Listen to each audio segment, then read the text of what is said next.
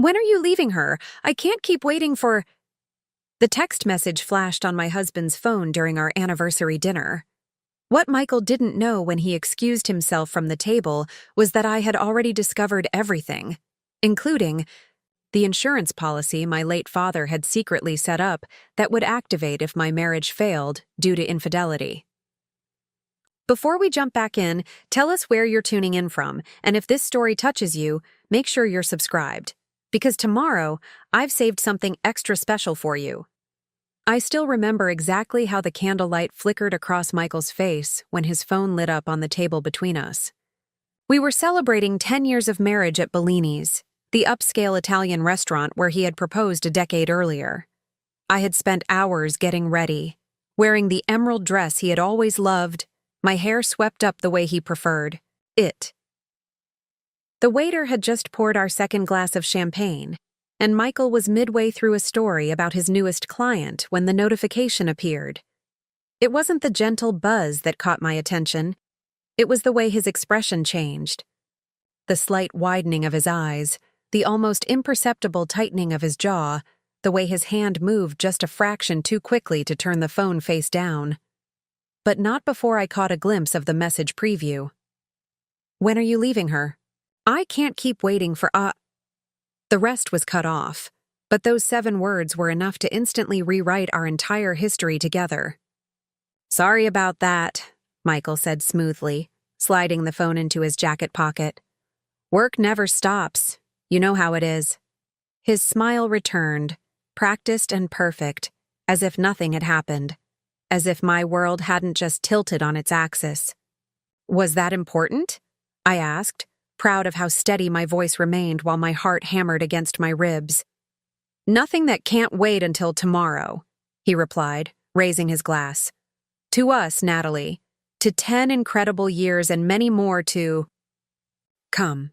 I touched my glass to his, the crystal making a hollow sound that seemed to echo the emptiness suddenly spreading through my chest. As I sipped the expensive champagne he had ordered, Dom Perignon, my favorite, I calculated how long I had suspected something was wrong. 3 months? 4? The late nights at the office, the business trips that seemed to multiply, the new cologne I didn't recognize, the sudden password on his phone. All the signs had been there, but I had refused to see them clearly until this moment.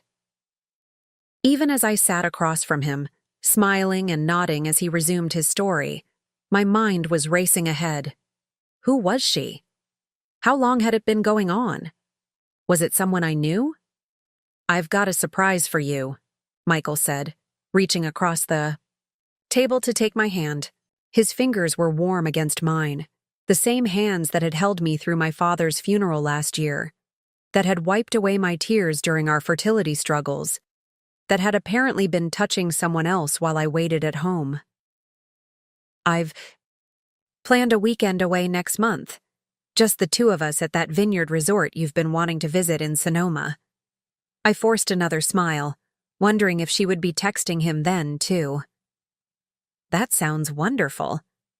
Michael excused himself to use the restroom shortly after our main course arrived, taking his phone with him. I knew exactly what he was doing, responding to her, assuring her, making promises. I cut into my barely touched salmon, remembering how excited I had been earlier today, wrapping the small gift box containing the vintage watch I had tracked down specifically because it matched one his grandfather had owned. When he returned 7 minutes later, yes, I timed it, there was a subtle change in his demeanor. A lightness, a slight flush to his cheeks that had nothing to do with the champagne or the warm restaurant. He had the look of a man who had just spoken to someone he desired, and for the first time in our marriage, that person wasn't me. We finished dinner with elaborate pretense, both performing our roles flawlessly. Michael, the devoted husband celebrating a milestone anniversary. Me, the adoring wife blissfully unaware of any betrayal. We even ordered dessert, tiramisu to share, just as we had on our first date. When he fed me a bite across the table, his eyes holding mine, I nearly broke character and asked him how he could sit there, acting out this charade. But I didn't. Something cold and clear had crystallized inside me during those hours, a determination I hadn't known I possessed. I would not confront him here, would not give him the satisfaction of seeing me crumble in public. Instead, I would wait, observe, and plan my next steps carefully. The drive home was filled with his cheerful chatter about work successes and plans for the summer. I contributed just enough to seem normal, grateful that the darkness hid my expression. When we arrived home and he suggested opening another bottle of wine to continue our celebration, I agreed with a smile that felt like it might crack my face. "I'll open it," I told him. "Why don't you put on some music?" While Michael scrolled through his playlist, selecting the songs from our early dating days, I slipped into the kitchen and pulled out the bottle of Cabernet I had been saving for a special occasion. As I reached for the corkscrew in the drawer, my hand brushed against the small key I had hidden there weeks ago, the key to the safety deposit box my father had arranged before his death. Just in case, he had told me during one of our last conversations, pressing the key into my palm. I've seen how Michael looks at other women when he thinks no one is watching. Men like him, they don't change, sweetheart. I had been furious with my father then, defending Michael vehemently. How dare he suggest my husband would ever betray me? How dare he taint our relationship with his suspicion? Now, as Sinatra crooned "The Way You Look Tonight" from the living room speakers, the song we had first danced to at our wedding, I felt a wave of grief for having doubted my father's intuition. What I didn't know then, what Michael certainly didn't know, was exactly what my father had placed in that safety deposit box, or the specific conditions under which I was meant to open it. The irony wasn't lost on me that on the very night I had planned to finally tell Michael about my recent promotion, the executive position that would advance my career beyond his, I was instead mentally cataloging the signs of his infidelity. I carried the wine and glasses into the living room where Michael had dimmed the lights and moved the coffee table aside, creating space for us to dance. He took the wine from my hands, poured 2 generous glasses, and pulled me close. "Happy anniversary, beautiful," he murmured against my hair as we swayed to the music, his arm warm around my waist. I closed my eyes, remembering how safe I had once felt in these arms, how certain I had been of our future together. Now, as we moved across our living room floor in practice steps, I was achingly aware of the phone in his pocket, of the woman on the other end of those messages, of the careful plans I would begin making tomorrow. The text that had flashed on his screen played on repeat in my mind. "When are you leaving her? I can't keep waiting for..." For what? For him to find the right moment? For him to secure his finances? For him to break the news gently? Whatever she was waiting for, whatever Michael was planning, neither of them realized that with 7 careless words delivered at precisely the wrong moment, they had set in motion events that would change everything. Because tomorrow, while Michael was at his office, likely with her, I would be visiting that safety deposit box, unlocking the contingency plan my father had created. For exactly this scenario, as the song ended and Michael dipped me playfully, just as he had on our wedding day, I smiled up at him with newfound clarity. "I love you," I said, the familiar words now a strategic move in a game he didn't yet know we were playing. "I love you too," he replied, his eyes warm and convincing. He had always been an excellent liar. I just hadn't realized until tonight that he had been lying to me all along. Before we continue with what happened the morning after my anniversary, I'd love to know where you're watching from. Drop your location in the comments below. If this story is resonating with you, make sure you're subscribed to my channel. Tomorrow, I'm sharing my Trust Your Gut checklist, the exact warning signs I ignored that could have saved me months of heartache. Michael and I met 11 years ago at a charity auction where I was coordinating corporate sponsorships. He arrived with the law firm's contingent, tall, confident, with a smile that seemed reserved just for me despite the crowded room. When he outbid everyone for a weekend sailing package I'd helped organize, he immediately asked if I'd join him. "I don't actually know how to sail," he confessed later that evening over drinks. "I just wanted a reason to ask for your number." Preparing and narrating this story took us a lot of time, so if you are enjoying it, subscribe to our channel. It means a lot to us. Now back to the story.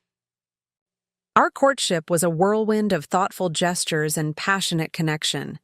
Weekend trips to coastal towns, surprise picnics in hidden city parks, handwritten notes left on my pillow when he had early morning meetings. 6 months in, he proposed during a sunset dinner at Bellini's, dropping to one knee as the restaurant staff circled with champagne. "You're the only woman I'll ever want, Natalie," he promised, sliding the diamond onto my finger. My forever and always. I believed him completely. Why wouldn't I?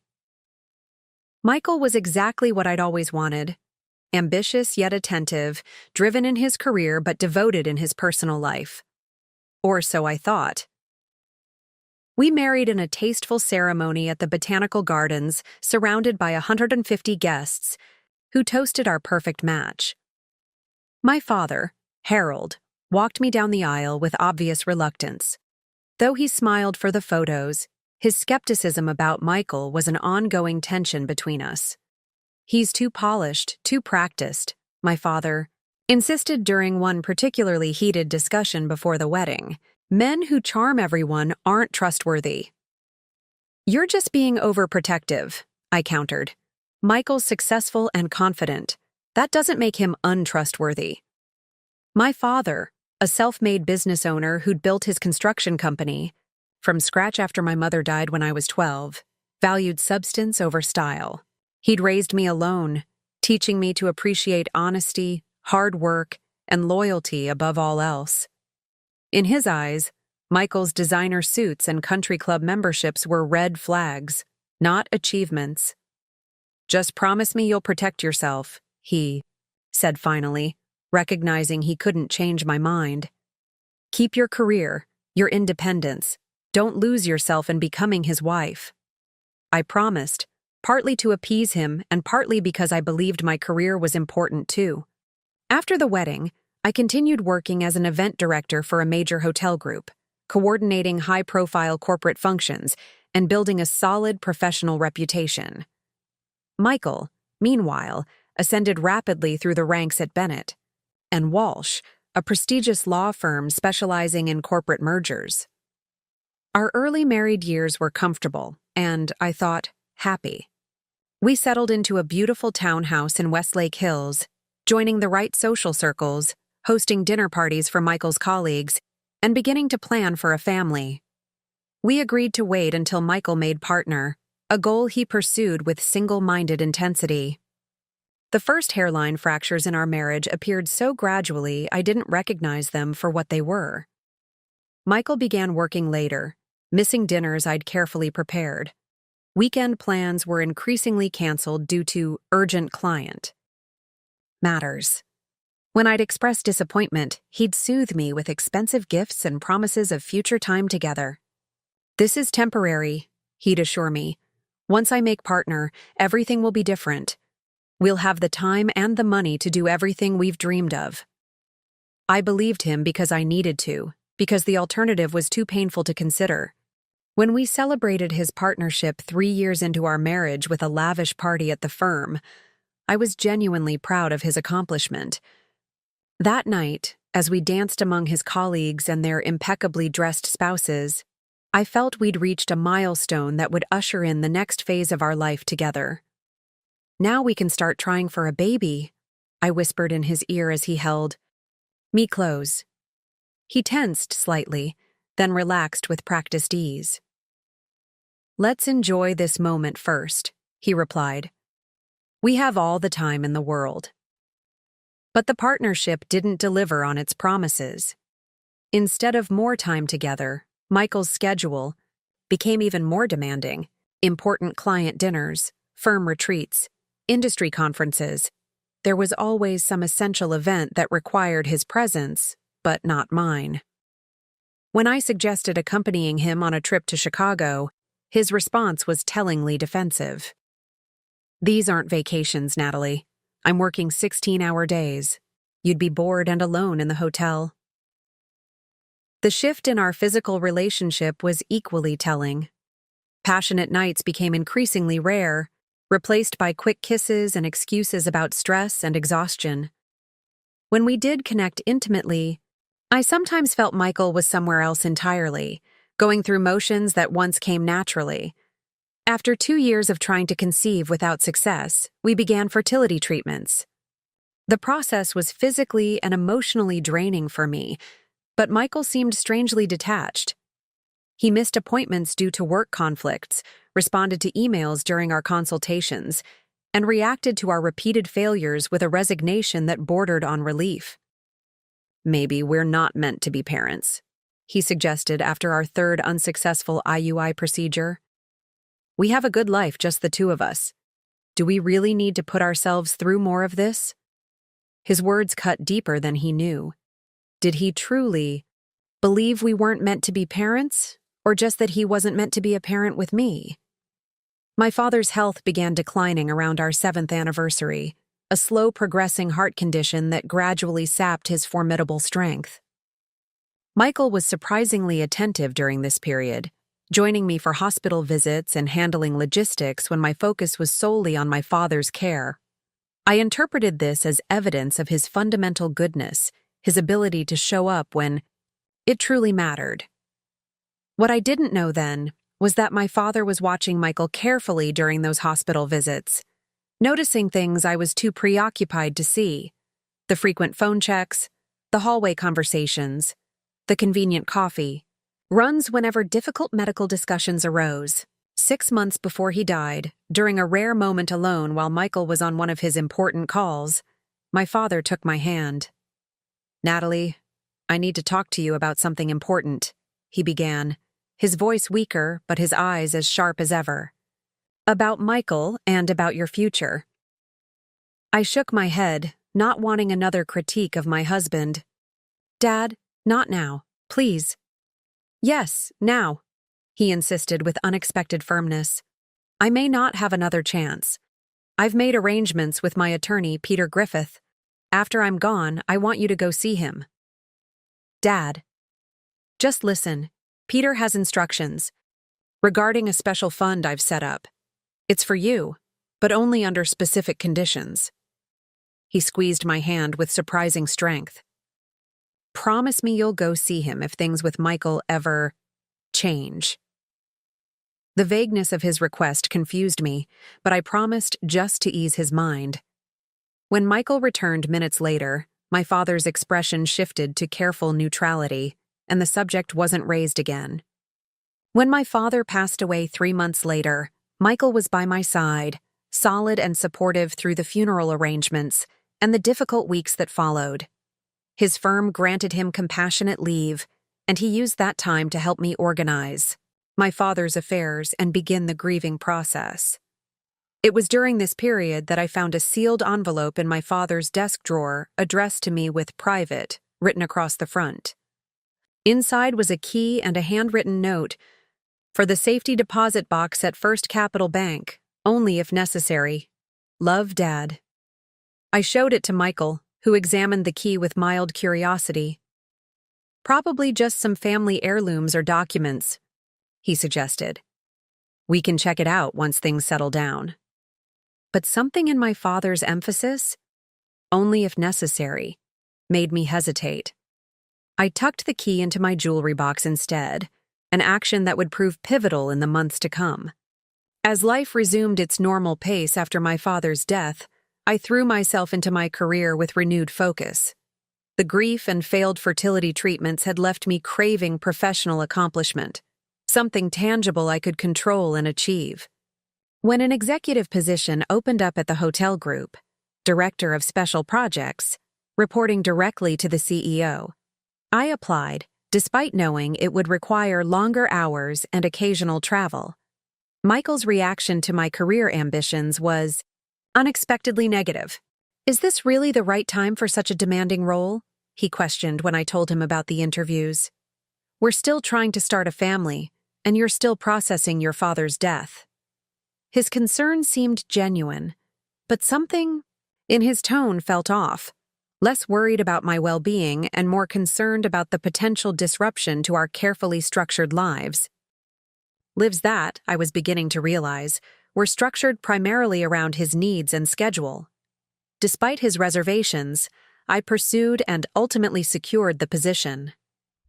The promotion came with a substantial salary increase, putting my earnings nearly on par with Michael's, a fact that seemed to unsettle him in ways I couldn't quite articulate. 3 weeks into my new role, I returned home early from a business dinner to find our house empty and dark. Michael had texted earlier that he'd be working late, a common occurrence. What was uncommon was the unfamiliar perfume lingering in our bedroom and a long blonde hair on his pillow. I am brunette. I have been my entire life. Standing in our bedroom, holding that single blonde hair between my fingers, I felt something shift inside me. The first crack in the foundation of trust I'd built my marriage upon. That night, I didn't confront Michael. Instead, I began paying closer attention, noting patterns I'd previously dismissed. The new password on his phone, the credit card statements he now received electronically instead of by mail, the networking, events that never seemed to have digital invitations or follow-up emails. The woman with the blonde hair remained a mystery, but her presence in my marriage became increasingly difficult to ignore. By the time our 10th anniversary approached, I was living in a state of painful awareness, gathering evidence while maintaining a facade of normalcy. Which brings us back to that text message at Bellini's, the 7 words that confirmed everything I had suspected but couldn't prove. When are you leaving her? I can't keep waiting for... The morning after our anniversary dinner, I awoke before Michael.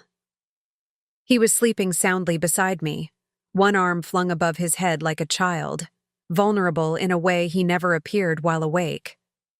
For a moment, watching the gentle rise and fall of his chest, I almost convinced myself that I had imagined everything: the text, the blonde hair, the subtle distancing that had characterized our marriage for months. But the weight in my chest told a different story.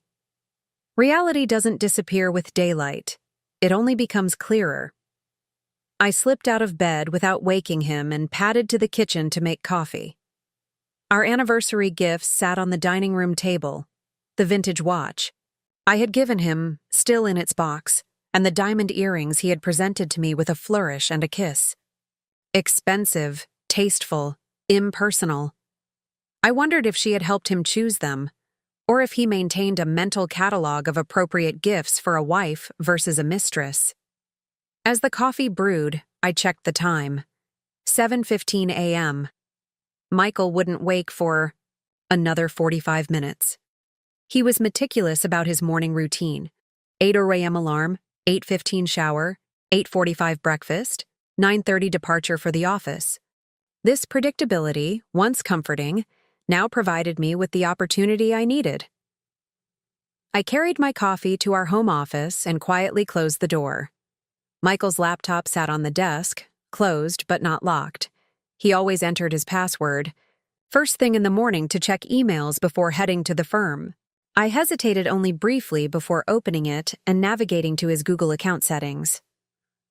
The recent devices list confirmed what I already suspected: activity from an iPhone and MacBook that weren't mine or his work computer. Someone else was logged into his accounts. I didn't need to see more. I closed the laptop exactly as I'd found it, my suspicions further validated. Back in the kitchen, I began preparing Michael's favorite breakfast: avocado toast with poached eggs and crispy prosciutto. The domesticity of the act struck me as absurd given the circumstances, but maintaining normalcy was crucial for what I planned to do next. Michael appeared in the kitchen doorway at precisely 8:47, freshly showered and immaculately dressed in one of his bespoke suits, his hair still damp. He smiled when he saw the breakfast spread. "You didn't have to do all this," he said, coming up behind me to kiss my cheek. "Last night was supposed to be about pampering you." I turned, offering my most convincing smile. "I wanted to. Besides, I'm heading into the office early today. That London conference call I told you about? This was a lie. There was no conference call. But Michael's slight nod confirmed he wasn't paying close enough attention to my schedule to catch the fabrication. Right, the London thing, he said, pouring himself coffee. What time will you be home tonight? Probably late, I replied, watching his reaction carefully. The Tokyo team wants to connect after London, so I'll likely have dinner at the office. A flicker of something, relief, crossed his face before he masked it with an appropriate show of disappointment. That's too bad. I was hoping we could continue our celebration tonight. He checked his watch, the Rolex he wore daily, not the vintage piece I'd given him. Actually, I might have to work late too. The Peterson merger is heating up. How convenient. The Peterson merger had been heating up for months, providing perfect cover for late nights and weekend emergency meetings. I wondered briefly if the blonde woman worked at his firm or if their connection was through a client. Either way, my fabricated late night had clearly given him the opening he wanted. We'll celebrate another night, I said lightly, gathering my purse and keys. I should get going. That report won't review itself. Michael caught my arm as I moved past him, pulling me into an embrace that felt rehearsed, a performance of husbandly affection. I had a wonderful time last night, he murmured against my hair. You looked beautiful. The compliment, once treasured, now felt hollow. Had he texted her the same words after our anniversary dinner? Was their relationship built on the same practiced charm he had once used to win me? I'm glad, I replied, extracting myself from his arms. See you tonight, or tomorrow, depending on how late we both work.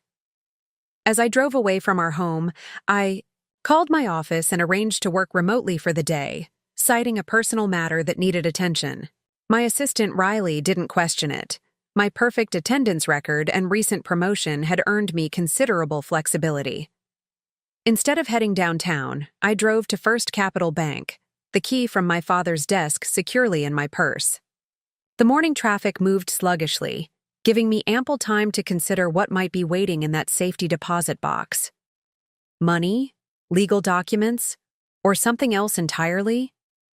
The bank manager, an older woman named Patricia with silver-rimmed glasses and a formal demeanor, verified my identification and led me to the vault area. Your father accessed this box regularly for years, she commented as we walked. He was always very particular about maintaining it properly. This information surprised me. I had assumed the safety deposit box was a recent arrangement, something established during his illness. The idea that my father had been preparing for years, sent an uncomfortable chill through me. Patricia left me alone in a small private room with the metal box retrieved from the vault. With trembling fingers, I inserted the key and lifted the lid. Inside, neatly organized, I found several labeled folders, a USB drive, and a sealed envelope with my name handwritten across the front. I opened the envelope first, recognizing my father's distinctive handwriting. Natalie, if you're reading this, I can only assume my suspicions about Michael have proven correct. I'm sorry for that. Genuinely sorry. No father wants to see his daughter's heart broken. I've watched him for years. Noticed the patterns you were too close to see. The way his eyes follow other women when you're not looking. The convenient timing of his work emergencies. The small inconsistencies in his stories that he covers with charm and deflection. Men like Michael are practiced deceivers. They don't change, they just become more careful. I couldn't stop you from marrying him. I tried, perhaps not in the right ways, but I could prepare for the day when his true nature revealed itself. That's what this box contains: protection for your future, insurance against the damage he will inevitably cause. The red folder contains legal documents establishing the Natalie Reynolds Trust, currently valued at approximately $8 million. This trust was created 7 years ago with the proceeds from the sale of my company's Eastern Division. Money I never told you about because I wanted it secured for exactly this purpose. The trust has specific activation conditions. It remains dormant until and unless your marriage ends due to Michael's infidelity. My attorney, Peter Griffith, has detailed instructions and all necessary documentation. The blue folder contains his contact information and copies of the key provisions. The USB drive contains digital evidence I've gathered over the years. Nothing illegal, just careful observation and documentation of patterns. Credit card receipts, timestamps, photographs, taken at public events. Small things individually, but revealing when viewed collectively. I know this is painful. I know you loved, perhaps still love Michael. But love shouldn't require blindness. It shouldn't demand that you ignore your own value. You are my daughter, Natalie. You are stronger than you know, smarter than you. Give yourself credit for and worth far more than the value Michael places on you. With love and faith in your strength, Dad tears blurred my vision as I finished reading. Not tears of sadness, but of a complex mixture of grief, vindication, and a strange sense of comfort knowing my father had seen the truth long before I was ready to acknowledge it. I opened the red folder with unsteady hands, scanning the legal documents within. The trust was indeed substantial, $2 to $8 million plus accumulated interest, invested conservatively in blue-chip stocks and municipal bonds. More than enough to restart my life completely if necessary. But the most surprising document wasn't financial at all. It was a detailed record of Michael's connection to Bennett and Walsh's most significant client, Weston Capital. My father had somehow discovered that Weston's portfolio included several luxury hotel properties, hotels that were now under the management of the very company I had recently been promoted within. The implication was clear. Michael's firm and my company were now professionally entangled through Weston Capital. If this relationship became complicated by a messy divorce, particularly one involving infidelity by a partner at Bennett and Walsh, the repercussions could be significant for both Michael's professional standing and the firm's relationship with their premier client. My father, even in death, had created leverage I never could have engineered myself. The blue folder contained Peter Griffith's business card, along with a handwritten note from my father. Peter knows everything. He's expecting your call if this day ever comes. Finally, I inserted the USB drive into my phone using an adapter from my purse. The files were meticulously organized by date, going back almost to the beginning of my relationship with Michael. Photos taken at charity events showing Michael's hand lingering too long on a colleague's waist while I chatted with guests across the room. Credit card statements showing charges at hotels in cities where he claimed to be at conferences, but on dates that didn't match the conference schedules. Email headers from a private account I didn't recognize. My father had been thorough, methodical, and discreet. He hadn't intervened directly or confronted Michael. That would have only pushed me further into defending my husband. Instead, he had quietly built a case, prepared resources, and waited for the day when I would need them. I sat in that small room for over an hour, absorbing everything.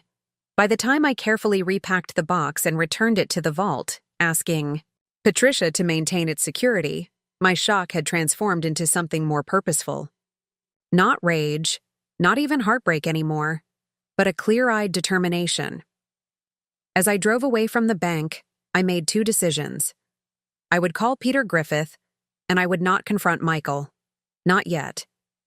The tactical advantage my father had provided was too valuable to squander in an emotional confrontation that would only give Michael time to prepare his defenses.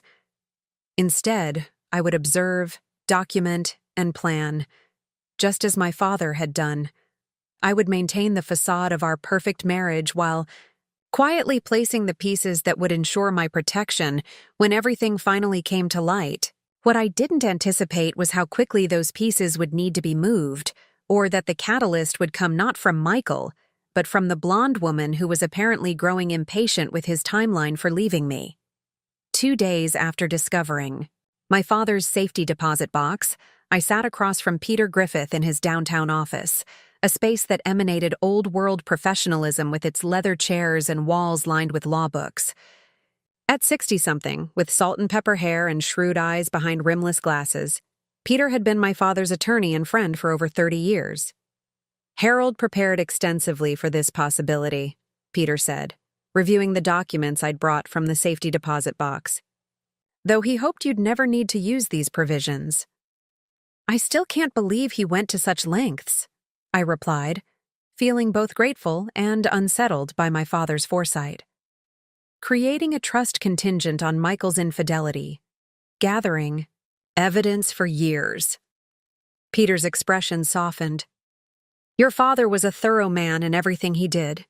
When he recognized potential harm to someone he loved, he didn't just worry, he created safeguards. He placed the documents in a folder and leaned forward. The question now is, what do you want to do with these safeguards, Natalie? It was the question I'd been grappling with since leaving the bank. What did I want? Revenge? Security? Freedom? All of the above? I need time to think strategically, I finally answered. Michael doesn't know about any of this, and I'd like to keep it that way until I decide how to proceed. Peter nodded approvingly. A wise approach. The trust activation requires legal confirmation of infidelity, which means either Michael's admission or substantial evidence that would satisfy a court. We have good preliminary documentation thanks to your father, but we should gather more recent evidence. What would you recommend? I would suggest hiring a licensed private investigator, Peter replied, sliding a business card across his desk. Calvin Reed is discreet, thorough, and specialized in matrimonial investigations. Your father actually retained his services several times over the years to compile some of this evidence.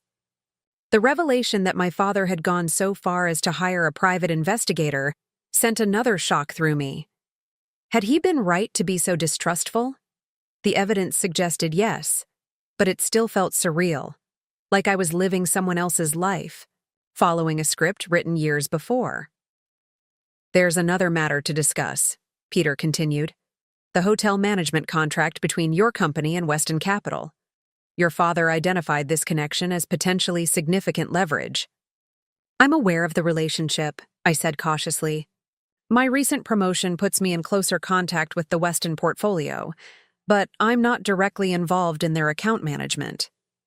That may be sufficient, Peter mused. The mere fact that scandal involving a Bennett and Walsh partner could complicate their relationship with a major client creates pressure that could be advantageous during settlement negotiations. By the time I left Peter's office, we had developed a preliminary strategy, gather definitive evidence of Michael's infidelity, prepare divorce filings but not submit them, and continue normal life while I considered my options. The trust would remain dormant until formally activated, but Peter assured me that all systems were in place for immediate action when needed. For the next week, I performed the role of devoted wife with Oscar-worthy precision. I prepared Michael's favorite meals, listened attentively to his stories about work, and maintained our regular routines. If he noticed any change in my behavior, he gave no indication. Meanwhile, Calvin Reed was methodically documenting Michael's activities. Our first meeting had been brief but productive. I provided him with Michael's schedule, habits, and the scraps of information I had about the blonde woman. Calvin was professional and matter-of-fact, treating the situation with neither judgment nor unnecessary sympathy. These cases follow patterns, he explained. Once we identify the rendezvous locations and communication methods, documenting the affair becomes straightforward. Calvin's initial report came faster than expected. Just 5 days after our meeting, he sent an encrypted email with a subject, "Line we had agreed upon, conference schedule update." Inside was a simple message, "Preliminary findings ready for review. Available to meet at your convenience." I arranged to meet him during my lunch break at a quiet cafe several blocks from both my office and Michael's firm. Calvin arrived, carrying a nondescript laptop bag, his appearance so conventional he was almost invisible among the business lunch crowd. "Your husband has established a regular pattern," he began after we ordered coffee. "He meets the woman, identified as Veronica Winters, every Tuesday and Thursday at the Archer Hotel. They typically arrive separately between 12:30 and 1 p.m. and depart by 2:30 p.m. The Archer was an upscale boutique hotel downtown, less so than a mile from Bennett and Walsh, convenient for lunchtime rendezvous. Ms. Winters is an associate attorney at Caldwell and Price," Calvin continued, showing me a professional headshot from the firm's website. "They appear to have met approximately 8 months ago during depositions for the Suntech merger case. 8 months. While I was still grieving my father and undergoing fertility treatments, Michael had been starting an affair. I've documented 4 meetings in the past week and a half," Calvin said, opening his laptop to show me time-stamped photographs. "The evidence is conclusive. The images were undeniable. Michael and a blonde woman, Veronica, entering and leaving the hotel separately but within minutes of each other. One especially clear photograph showed them kissing in the hotel bar before heading to the elevators." I stared at the pictures, feeling strangely detached. The woman was beautiful in a polished, deliberate way. Expensively highlighted blonde hair, designer clothing, the same sophisticated style that Michael had always appreciated. She looked younger than me, perhaps early 30s to my 38. But it wasn't just youth that distinguished her. She projected an eagerness, an ambition that reminded me of myself when I'd first met Michael. "There's something else you should know," Calvin said, hesitating for the first time. "Based on multiple conversations I've overheard and surveillance of their text communications when possible, Ms. Winters appears to be under the impression that Mr. Reynolds intends to leave his marriage soon. She's been increasingly insistent about establishing a timeline. The text from our anniversary dinner suddenly made perfect sense. When are you leaving her? I can't keep waiting for what? For him to find the right moment? For him to secure his partnership further? For him to ensure I wouldn't cause problems for his career?" "I see," I said, my voice surprisingly steady. "And has Michael given her a timeline?" Calvin looked uncomfortable. He's been evasive in his responses. Reassuring but non-committal. My professional assessment is that he's stalling. Stalling. The word hung between us, laden with implications. Was Michael genuinely conflicted about leaving our marriage? Was he calculating the financial implications?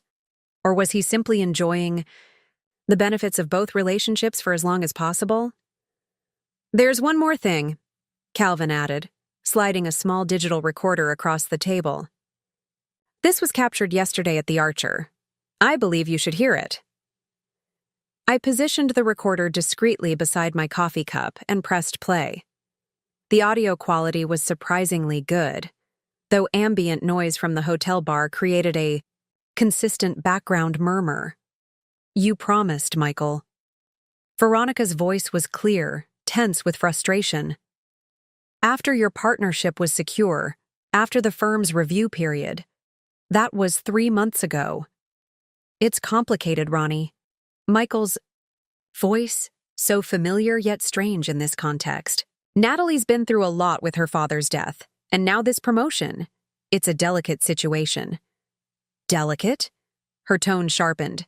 "What's delicate is making me wait in the shadows while you play house with your wife. I'm not asking for dramatic gestures, just honesty. Tell her it's over." "The timing isn't right." Michael's voice lowered, becoming harder to hear. "The Weston Capital deal is crucial for the firm. Natalie's company just took over management of 3 of their hotel properties. If this goes badly, it could affect millions in legal fees." My breath caught. So that was it. Not emotional conflict or even fear of financial settlement, but professional consequences. Michael was protecting his standing at the firm, ensuring the Weston relationship remained untainted by personal scandal. "I don't care about Weston Capital," Veronica hissed. I care about wasting my 30s waiting for you to find the perfect moment. There is no perfect moment, Michael. There's just now and later, and I'm tired of later. The recording continued, with Michael offering more placating words, promises of soon and just a little longer, until they apparently moved away from the microphone's range. Calvin switched off the recorder. I believe this provides clear motivation for Mr. Reynolds' hesitation. The professional entanglement between his firm's client and your company creates potential complications he's trying to avoid. I sat back, absorbing this final confirmation. The leverage my father had identified was real. Real enough that Michael was delaying his plans with Veronica to protect his professional interests. What happens now? Calvin asked after giving me a moment to process. What happened next was entirely unexpected. That evening, I arrived home before Michael, my mind still racing with everything I'd learned. I changed from my work clothes into casual wear and opened a bottle of wine, pouring a single glass that I took out to our small garden patio. The early summer evening was warm, the sunset painting the sky in dramatic strokes of orange and pink. My phone buzzed with a text from Michael. Working late, don't wait up. Of course he was. I wondered if he was actually working or with Veronica, perhaps trying to pacify her after yesterday's tense conversation. I didn't respond, simply sat my phone on the patio table and tried to quiet my racing thoughts. Around 9:30 p.m., the unexpected happened. My doorbell rang. Curious and slightly wary, I made my way to the front door and checked the security camera on our doorbell system. A woman stood on my porch, blonde, stylish, visibly agitated.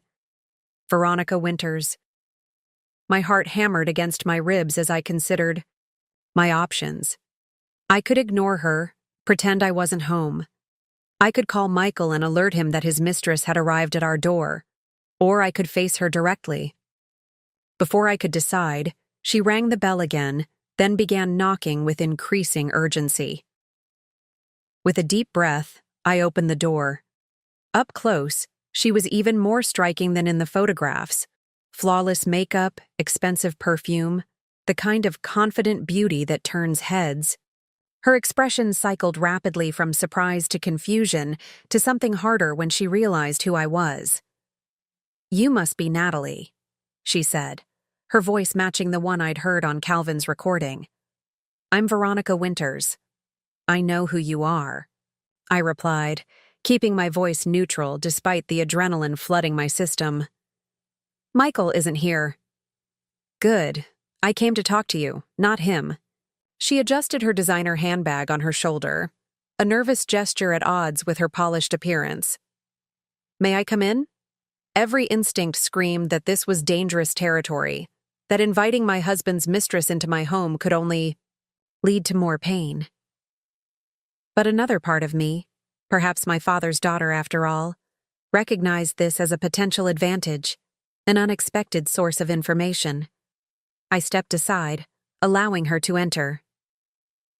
Veronica moved into my living room with the tentative steps of someone entering enemy territory, her eyes taking in the photographs on the mantel. Michael and me in happier times. My father and me at my college graduation. The professionally taken portrait from our wedding day. "I shouldn't be here," she said suddenly, though she made no move to leave. "This is inappropriate." "I think we passed inappropriate some time ago, don't you?" I gestured to the sofa. "Please sit." "Would you like some wine? I was just having a glass myself." The absurd civility of the moment struck me as almost comical. Here I was, offering hospitality to the woman sleeping with my husband. Veronica perched on the edge of the sofa, declining the wine with a slight shake of her head. "I came because I think you deserve to know the truth. Michael has been lying to both of us." "That much I've gathered," I said, taking a seat opposite her. "What specifically brings you to my creating and sharing this story has taken significant time and emotional effort. If you're finding value in my journey, please hit that subscribe button. Your support means everything, and it encourages me to continue sharing these difficult but important life lessons. What specifically brings you to my doorstep tonight? I asked Veronica, maintaining a composure that surprised even me. She clasped her hands tightly in her lap, manicured nails digging into her skin. Yesterday, Michael told me he needs more time before ending your marriage. He said it's because of your recent promotion and some connection to Weston Capital. I nodded, encouraging her to continue. But this morning I discovered something. Veronica reached into her handbag and withdrew an envelope. I was at his apartment. His apartment? I interrupted, genuinely confused. Michael and I owned our townhouse together. We had no other properties. Veronica's expression shifted from determination to surprise. The loft downtown? On Riverside? He's had it for over a year. The revelation hit me like a physical blow. Michael had a separate apartment I knew nothing about. Maintained for what purpose? The affair, obviously, but the time frame suggested he'd secured it well before meeting. Veronica, I see, I said, fighting to maintain my composure. Please continue. I was looking for a phone charger in his desk drawer and found this. She handed me the envelope. It's a life insurance policy. On you. My hands trembled slightly as I opened the envelope. Inside was indeed a life insurance policy, taken out 18 months ago, listing me as the insured and Michael as the sole beneficiary. The death benefit was $5 million. At first, I thought it was just normal financial planning, Veronica continued, her voice tightening. But then I saw this. She leaned forward, pointing to a specific clause in the policy. It's a double indemnity rider. If you die in an accident, it pays $10 million. The room seemed to tilt slightly as the implications sank in. A secret apartment. A substantial life insurance policy I'd never consented to or signed, somehow executed, using what appeared to be my forged signature. A mistress who was growing increasingly impatient. When I confronted him, Michael said it was just smart financial planning in case something happened to you. He said all wealthy couples have insurance on each other. Veronica's voice was strained. But the way he dismissed my concerns, the way he became angry when I kept questioning him, something felt very wrong. Why are you telling me this? I asked, genuinely curious about her motives. You want him to leave me. This doesn't accomplish that. Veronica looked directly at me, her composed veneer cracking to reveal genuine fear. Because I realized today that I don't know who Michael really is, and because if anything happened to you, I'd be the obvious suspect or accomplice. She swallowed hard. I'm ambitious, and yes, I've made terrible choices getting involved with a married man, but I'm not. I would never be part of. She couldn't finish the sentence, but she didn't need to. The unspoken suggestion hung in the air between us. Michael might have been considering a permanent, tragic solution to his Veronica or Natalie dilemma. A solution that would leave him financially set with $10 million and free to console himself in Veronica's arms, provided she remained ignorant of his potential plans. I don't know if he would, actually. Veronica trailed off again. Maybe I'm overreacting. Maybe it is just financial planning. But the timing, the secret apartment, the way he's been acting lately, erratic, checking your schedule constantly, asking about your travel plans for work. My mind flashed to Michael's unusual interest in my upcoming business trip to Chicago, his repeated confirmations of my departure date and flight details. He kept saying how much simpler everything would be if certain obstacles weren't in the way, Veronica continued. I thought he meant legal complications or financial entanglements. But what if I was the obstacle? I finished softly. We sat in silence for a long moment, two women connected by the same man, confronting a possibility too disturbing to fully articulate. The irony wasn't lost on me that Veronica had potentially saved me from a fate Michael might have been contemplating, all because she discovered something that threatened her as well. Does Michael know you found this? I finally asked, holding up the policy. No. I put it back exactly as I found it. I told him I had a client emergency and left. Veronica glanced nervously at the door. He thinks I'm at my apartment now. I turned off location sharing on my phone. Another thought struck me. Does Michael have a key to your apartment? Veronica nodded slowly, the color draining from her face as she followed my train of thought. You think I'm in danger too? I think caution is warranted, I replied carefully. Do you have somewhere else you can stay tonight? A friend Michael doesn't know about, perhaps. My sister's in Westlake. He's never met her. Good. Go there. Don't tell Michael where you are. I stood, decision crystallizing with remarkable clarity. And Veronica? Thank you for coming here. Whatever your motives, I appreciate knowing the truth. She rose as well, relief evident in her expression, relief at unburdening herself, at having someone else validate her concerns, at the prospect of escape from a situation that had grown far darker than a typical affair. What will you do? She asked, pausing at the door. I thought of my father's safety deposit box, of Peter Griffith waiting for my call, of the trust that would activate once Michael's infidelity was legally established. I'll protect myself, I answered simply. I suggest you do the same. After Veronica left, I methodically moved through our home, gathering essential documents, cherished photographs, irreplaceable mementos from my father. I packed a small suitcase with enough clothing for several days, then made 2 phone calls, one to a hotel across town to book a room under my maiden name, and one to Peter Griffith's emergency line. Peter answered on the second ring, his voice alert despite the late hour. Natalie, what's happened? The situation has escalated beyond infidelity, I explained, keeping my voice low despite being alone in the house. I need to activate the trust immediately. And Peter, I need additional legal help. I believe Michael may have taken out a fraudulent insurance policy on my life. The sharp intake of breath told me Peter understood the gravity of what I was suggesting. Where are you now? Still at home, but I'm leaving within the hour. I've booked a room at the West Grove Hotel under Reynolds. I'll be there by 11. I'll meet you there.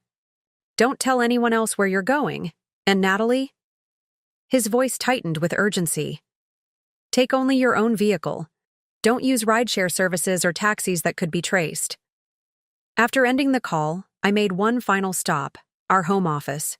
With the new information about the insurance policy in mind, I examined Michael's desk more carefully than ever before. In the back of the bottom drawer, concealed beneath hanging files, I discovered a false bottom. Inside was a small safe box, secured with a combination lock. I tried Michael's birthday, no success. Our anniversary date, nothing. Then, on a hunch, I tried the date he'd made partner at the firm. The lock clicked open. Inside was a second phone I'd never seen before, several flash drives, and a manila folder containing copies of my medical records from fertility treatments, highlighted passages on hormone medications and their side effects, and printouts of news articles about seemingly accidental deaths of spouses. One headline was circled in red ink: Grieving husband receives 8 moduars after wife's fatal fall ruled accidental. A chill ran through me unlike anything I'd ever experienced. Not fear, exactly, but a terrible clarity. The man I had loved, had tried to build a family with, had been methodically researching ways that I might die without arousing suspicion. How had I missed this darkness in him? Had it always been there, carefully concealed behind charm and ambition? Or had it developed gradually, his moral compass eroding as his priorities shifted? Taking photos of everything with my phone, I carefully replaced the items exactly as I'd found them, closed the safe box, and returned it to its hiding place. This evidence, combined with Veronica's testimony about the insurance policy, would be crucial in the days to come. As I prepared to leave the house, possibly for the last time, my phone buzzed with a text from Michael. Wrapping up soon. Should be home by midnight. Don't wait up. I didn't reply. By midnight, I would be checking into the West Grove under my maiden name, meeting with Peter Griffith, and setting in motion the legal mechanisms my father had so presciently established years ago. I took one final look around the living room, at the carefully selected furniture, the tasteful artwork, the photographs documenting a marriage that had been unraveling long before I recognized the signs. Then I picked up my suitcase, walked out the door, and quietly closed it behind me. As I drove through the darkened streets toward temporary safety, I reflected on how dramatically my life had changed in just 10 days. From the anniversary dinner where I'd glimpsed that fateful text message to this moment of flight from the man who may have been planning my demise. My father had prepared for Michael's infidelity, creating financial protection I'd never expected to need. But even he couldn't have anticipated how sinister the situation would become, how the stakes would escalate from heartbreak to potential life and death. The rain began to fall as I neared the hotel, droplets illuminated in my headlights like tiny shooting stars. Appropriate weather for the storm that was about to break over my marriage, Michael's career, and the carefully constructed life we'd built on a foundation of lies. I pulled into the hotel parking garage at 10:47 p.m., choosing a spot near the elevator but partially concealed by a concrete pillar. As I gathered my belongings, my phone lit up with another text from Michael. "Where are you? Your car isn't in the garage." So he had come home early, perhaps eager to check that I was safely where he expected me to be. I turned off my phone, without responding. Any communication now would only complicate an already dangerous situation. Peter was waiting in the hotel lobby as promised, looking grave but composed. Beside him stood a woman he introduced as Shannon Torres, a criminal defense attorney he had brought in given the potential insurance fraud implications. "We've secured a conference room," Peter explained, leading me through the quiet lobby. "It's more secure than your room for this discussion." In that hotel conference room, under the harsh fluorescent lighting that made everything seem surreal, I laid out the entire situation: the affair, Veronica's unexpected visit, the insurance, policy, and the disturbing contents of Michael's hidden safe box. Shannon took detailed notes, her expression growing increasingly troubled. "This goes well beyond divorce proceedings," she said finally.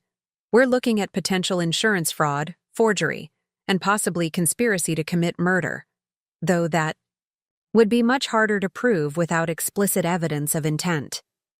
The primary concern right now is your safety," Peter added.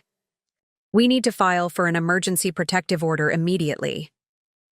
"But that would alert Michael that I know everything," I pointed out. "If he really was planning something, wouldn't that make him more dangerous, more desperate?" Shannon and Peter exchanged concerned glances. "That's a valid concern," Shannon acknowledged, "but we can't leave you unprotected either. I suggest we move on multiple fronts simultaneously, secure the protective order, formally activate the trust, and contact law enforcement about the insurance fraud." "There's something else to consider," Peter said carefully. "The trust activation. It's specifically triggered by infidelity, which we can now definitively prove. Once activated, it not only provides you with financial independence, but also initiates certain protective measures your father put in place." "What kind of protective measures?" I asked, not recalling anything beyond the financial aspects in the documents I'd reviewed. "Harold arranged for immediate notification of several key parties in the event of activation," Peter explained. "The managing partners at Bennett and Walsh would receive documentation of Michael's affair with another attorney, specifically highlighting the potential ethics violations and conflicts of interest. Similarly, executives at Weston Capital would be informed of possible compromises to their legal representation." My father's foresight was once again astounding. He had created not just financial protection but professional consequences that would immediately undermine Michael's position of power. "There's no going back once we initiate these measures," Peter warned. "Your marriage will effectively be over, and Michael's career will likely suffer significant damage. Given what we now know about the insurance policy and his possible intentions, I believe these steps are warranted, but the decision must be yours, Natalie. The weight of the choice before me was momentous. Despite everything I'd discovered, some small part of me still struggled to reconcile the Michael I had loved with the man who might have been plotting my death. But as I looked at the evidence spread across the conference table, the insurance policy, the photographs of Michael with Veronica, the pictures I'd taken of his hidden research, the path forward became clear. Activate everything, I said, firmly.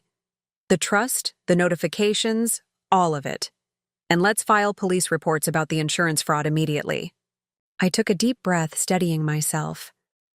My father tried to warn me about Michael years ago. I should have listened then. I'm listening now. Shannon nodded approvingly while Peter reached for his phone to set the machinery of justice in motion. The storm had broken. By morning, Michael's carefully constructed world would begin to crumble, and he would discover that the woman he had underestimated, the wife he had betrayed and possibly planned to eliminate, was now his most dangerous adversary.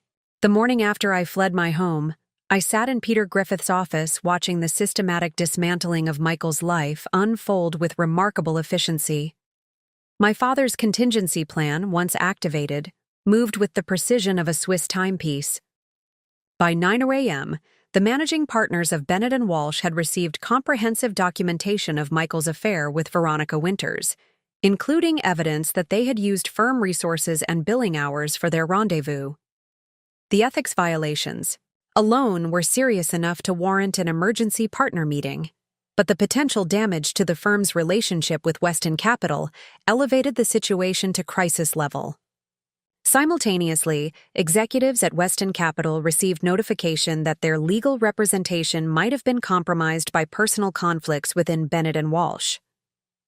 My father had been meticulous in his wording, no direct accusations, just enough information to raise serious concerns about Michael's professional judgment and discretion.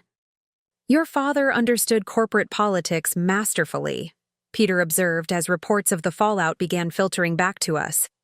He knew exactly which pressure points would create maximum impact. Meanwhile, Shannon Torres had arranged a meeting with Detective Sarah Mercer of the Financial Crimes Division to discuss the fraudulent insurance policy, Michael's forgery of my signature, his concealment of the policy's existence, and particularly the double indemnity clause for accidental death, created a compelling case for criminal investigation. It's not a slam dunk for attempted murder planning, Shannon cautioned, but the insurance fraud alone is a serious felony that could result in significant jail time. My phone, which I had briefly turned back on to check messages, exploded with notifications. 27 missed calls from Michael. 15 text messages ranging from concern to anger to desperate pleading. Where are you? I came home and you weren't there. Natalie, please call me. I'm worried. This is ridiculous. Whatever's wrong, we can talk about it. I'm calling hospitals. Is this some kind of game? And finally, sent at 7:14 a.m. I know you've talked to Veronica. Whatever she told you is a lie. Call me immediately. So he had figured out that Veronica had come to see me. I wondered briefly if she was safe at her sister's home or if Michael had confronted her too. I was about to turn my phone off again when it rang. Not Michael, but Riley, my assistant at work. Natalie, I'm so sorry to bother you, she began, her voice tense. I know you're taking personal time, but there's a situation here you should know about. A man from Bennett & Walsh is in the lobby demanding to see you. He's causing quite a scene. Michael at my workplace, the audacity was breathtaking. He says he's your husband, Riley continued, but security isn't letting him up since he's not on your approved visitor list. Should I tell them to send him away? I took a deep breath, weighing my options. Confronting Michael in a public place with security present might actually be safer than avoiding him entirely. And part of me, a part I wasn't particularly proud of, wanted to see his face when he realized just how thoroughly his world was collapsing. Tell security I'll come down, I decided, but have them stay close. and alert the head of security that this is a potentially volatile domestic situation. Peter looked alarmed. Natalie, I strongly advise against meeting with Michael right now. At least wait until the protective order is in place. I appreciate your concern, I said, gathering my purse. But I need to do this. He's already causing a scene at my workplace, which could damage my professional reputation. Better to address it directly in a controlled environment with security present. Shannon reluctantly agreed. If you're determined to do this, keep it brief. Don't engage in detailed discussions about the evidence or legal proceedings. And if you feel threatened in any way, even subtly, withdraw immediately. 20 minutes later, I walked into the marble-floored lobby of the Carrington Tower where my company occupied the top 5 floors. Michael stood near the security desk, his normally immaculate appearance noticeably disheveled, his suit wrinkled, his hair uncombed, dark circles under his eyes suggesting he hadn't slept. When he saw me, relief washed over his face, quickly replaced by a calculated composure. This transformation, from genuine emotion to strategic presentation, was so familiar, I wondered how I had ever missed its significance. Natalie, thank God, he said, moving toward me. I've been worried sick. 2 security guards flanked me, creating a protective barrier that stopped Michael several feet away. His eyes narrowed at this arrangement, understanding immediately that I had anticipated his arrival and taken precautions. Can we talk privately? He asked, gesturing toward the seating area in the corner of the lobby. Here is fine, I replied, maintaining a professional tone despite the thundering of my heart. What do you need, Michael? His expression hardened, slightly at my refusal, then softened again with practiced concern. What I need is to understand why my wife disappeared in the middle of the night without a word. Why you're not answering my calls. Why you apparently met with my colleague Veronica without telling me. Colleague, not mistress, not lover. The deliberate choice of words was so typical of Michael's careful framing. Is that really what you want to discuss? I asked quietly. Your colleague, Veronica? Not the insurance policy you took out on my life without my knowledge? Not the apartment you've been maintaining downtown? Not the research on spousal accidental deaths you've been collecting? The color drained from Michael's face so rapidly, I thought he might faint. His mouth opened and closed without words, the practiced responses failing him for perhaps the first time in his life. I don't know what you're talking about, he finally managed, but the denial was weak, automatic rather than convincing. I think you do, I countered. Just as I think you know that the managing partners at your firm received some interesting documentation this morning, as did the executives at Weston Capital. Michael's expression transformed again, shock giving way to calculation as he assessed this new information. Whatever you think you know, whatever you think you're doing, you need to stop, Natalie. You're making a serious mistake that could damage both of us. The threat was subtle but unmistakable. Both of us, not just him. Actually, my mistake was ignoring my father's warnings about you years ago, I replied, surprising myself with my steady voice. He saw what I couldn't or wouldn't see. And he prepared for this day, Michael. He prepared very thoroughly.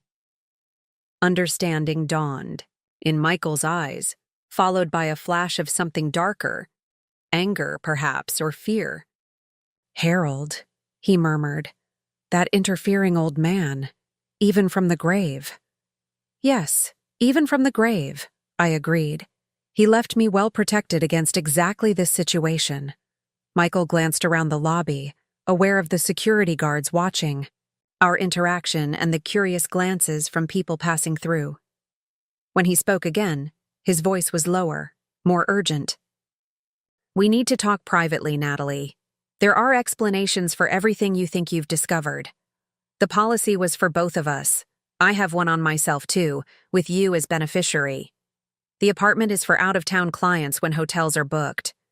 Veronica is manipulating you because she's unstable, obsessed with me after a brief professional mentorship. The lies flowed so smoothly, so convincingly that for a moment, I felt that familiar doubt creeping in. The doubt he had cultivated throughout our marriage whenever I questioned anything. But then I remembered the photographs, the text messages, the research on accidental deaths, and my resolve strengthened. "I've filed a police report about the insurance fraud," I said. Simply, "I've also initiated divorce proceedings and obtained an emergency protective order prohibiting you from contacting me or coming to my residence or workplace." Michael's facade cracked, his expression shifting from persuasive concern to cold fury. "You have no idea what you're doing," he hissed, stepping closer despite the security guards. "No idea who you're dealing with."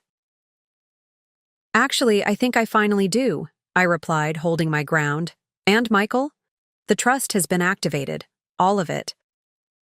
For a moment, confusion flickered across his face.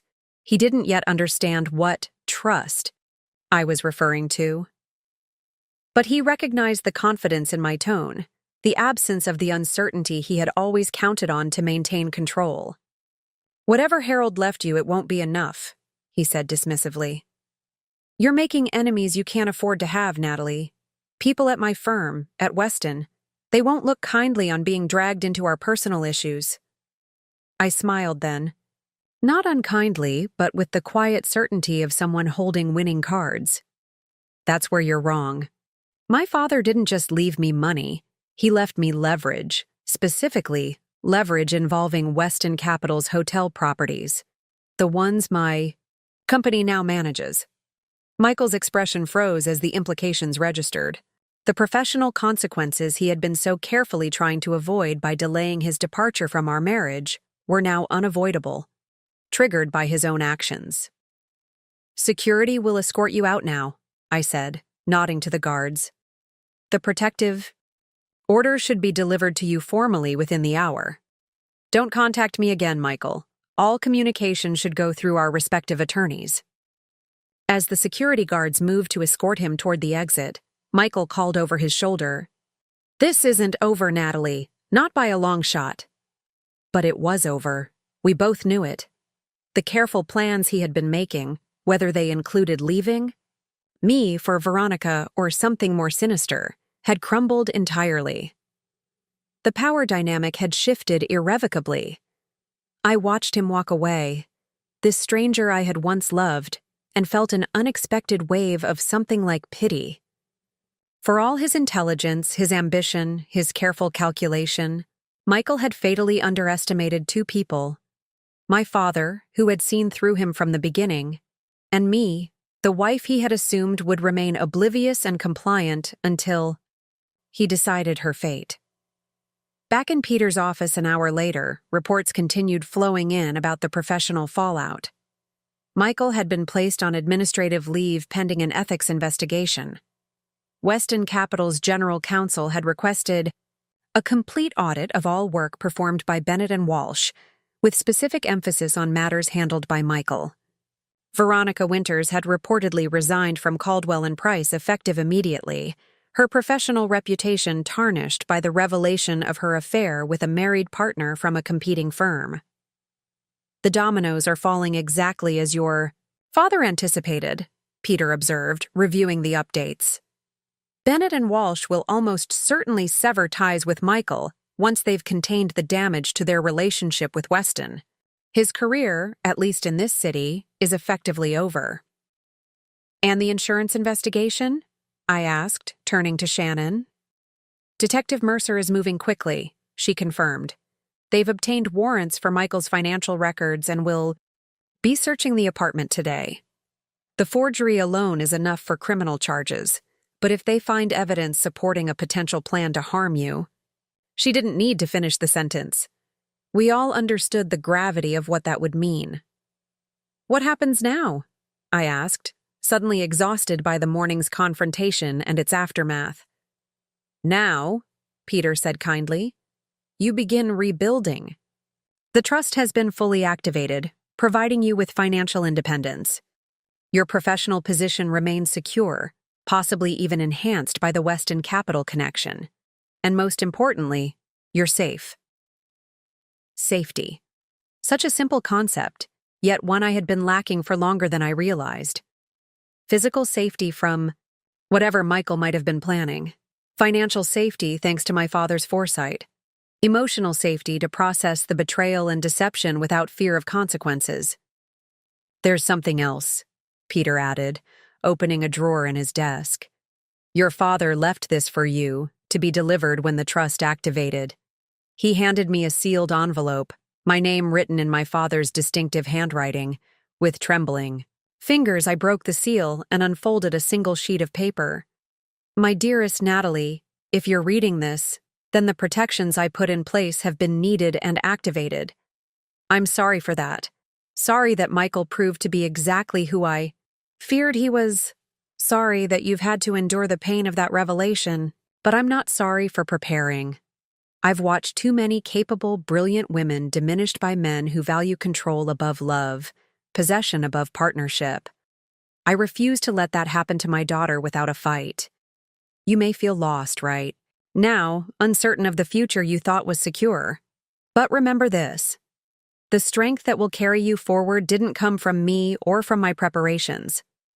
It was always within you, waiting for the moment when you would need it most. I believe in your resilience. I believe in your judgment, even when temporarily clouded by love. And I believe that the life waiting for you beyond this difficult passage will be richer, truer, and more authentically yours than anything you've known before. With infinite love and absolute faith in your strength. Dad, tears blurred my vision as I finished reading. Not tears of loss or fear, but of profound gratitude for this final gift from my father. Not just the financial protection or the strategic leverage, but his unwavering belief in me. Even when I had dismissed his concerns, even when I had chosen Michael over his warnings, he had never stopped believing that eventually I would find my way to the truth. And he had been there waiting, his hand reaching from beyond the grave to ensure I wouldn't face that truth alone or unprotected. As I carefully folded the letter and returned it to its envelope, I felt something shift inside me. A weight lifting, yes, but also a strength settling into place. My father had been right. The capacity to face this crisis had always been within me. I had simply needed the catalyst to activate it, just as his trust had needed specific conditions to spring into action. "What are you thinking?" Peter asked, gently after giving me a moment to compose myself. "I'm thinking," I said slowly, "that my father would be pleased with how this morning went, and that for the first time in years I'm making decisions based on truth rather than illusion." The truth was stark but liberating. My marriage had been built on deception. My husband had betrayed me in ways that went beyond infidelity, potentially extending to threats against my life. The future I had envisioned, children, growing old, together, building a legacy, had never been real. But from that harsh truth came unexpected freedom. Freedom to reimagine my life on my own terms. Freedom to reclaim my identity separate from Michael's influence and expectations. Freedom to recognize my own strength, which had been there all along, waiting for the moment when I would finally need to call upon it. Outside Peter's office window, the city stretched beneath a clear blue sky, buildings gleaming in the midday sun. Somewhere in that urban landscape, Michael was facing the consequences of his actions, his carefully constructed life unraveling thread by thread. Meanwhile, I was just beginning to weave the new fabric of mine. In the weeks following the confrontation with Michael in my office lobby, events unfolded with a momentum that seemed to carry me along like a river after heavy rain. The protective order became permanent after Michael violated the temporary one by sending increasingly desperate emails and appearing at my hotel, despite explicit prohibitions against contact. Each violation strengthened my legal position while weakening his, a pattern that repeated across every aspect of our dissolution. "He's not handling this well," Shannon observed after a particularly vitriolic email from Michael was forwarded to her office. "Every aggressive action, every threat, every attempt to contact you, it's all being documented and added to both the divorce and criminal proceedings." This self-destructive pattern was so unlike the calculated, strategic Michael. I had known that I sometimes wondered if I had ever really known him at all. The man who had methodically built his career, who navigated corporate politics with elegant precision, was now behaving like someone unraveling in real time. 3 major developments occurred almost simultaneously, approximately 1 month after I activated my father's trust. First, Bennett and Walsh officially terminated Michael's partnership following their internal ethics investigation. The press release cited irreconcilable differences regarding firm values and professional conduct, but industry insiders understood the true meaning. Michael had become a liability they could no longer afford. Second, the district attorney's office filed formal charges against Michael for insurance fraud, forgery, and misappropriation of client funds, the latter stemming from discoveries during the investigation that he had been improperly billing Weston Capital for hours spent with Veronica. The potential penalties included substantial fines and up to 7 years in prison. Third, and perhaps most unexpected, I received a call from Julian Weston himself, the reclusive founder of Weston Capital and a figure so prominent in business circles that he rarely engaged directly with anyone below C-suite level. "Ms. Reynolds," his deep voice rumbled over the phone, "I hope you'll forgive the intrusion, but I felt a personal conversation was warranted given the circumstances." "Of course, Mr. Weston," I replied, trying to mask my surprise. "I appreciate you taking the time." "I'll be direct," he continued. "The situation with your husband and my company's legal representation has created significant concerns. However, your handling of the matter, specifically your transparency and professionalism, has been noted and appreciated." The conversation that followed was brief but consequential. Julian explained that Weston Capital was reevaluating all of their professional relationships, including their hotel management contracts. However, based on my company's performance and my personal integrity during the crisis, they were inclined to not only maintain but potentially expand our management role across their property portfolio. "We value partners who demonstrate character under pressure," Julian said before ending the call. "Your father was such a partner years ago when our companies first intersected. I see that same quality in you." The reference to my father caught me off guard. "You knew my father?" "Harold Reynolds? Certainly. One of the most principled men I ever did business with.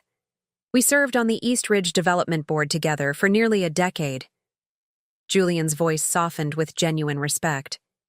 He spoke of you often, always with tremendous pride. Another connection I hadn't known about. Another thread in the protective tapestry my father had woven around me. How many such connections existed, I wondered. How many relationships he had cultivated, knowing they might someday provide support when I needed it most? After the call with Julian Weston, I sat in my office overlooking the city, processing everything that had happened. Michael's professional reputation was in tatters, his legal troubles mounting, his carefully constructed facade crumbling to reveal the moral emptiness beneath. Meanwhile, my career was flourishing, my financial security assured by both the trust and my own professional advancement, my path forward increasingly clear. This reversal of fortunes wasn't just satisfying, it was instructive. For years, Michael had positioned himself as the more capable partner, the one whose career took priority, whose judgment should prevail in major decisions. I had accepted this framing at least partly, deferring to him on financial matters, adapting my ambitions to accommodate his, believing his assessment of my capabilities rather than trusting my own perceptions. Now, facing the most significant crisis of my adult life, I was not only surviving but thriving. The strength my father had always seen in me, the resilience he had trusted would emerge when tested, was proving more than equal to the challenges before me.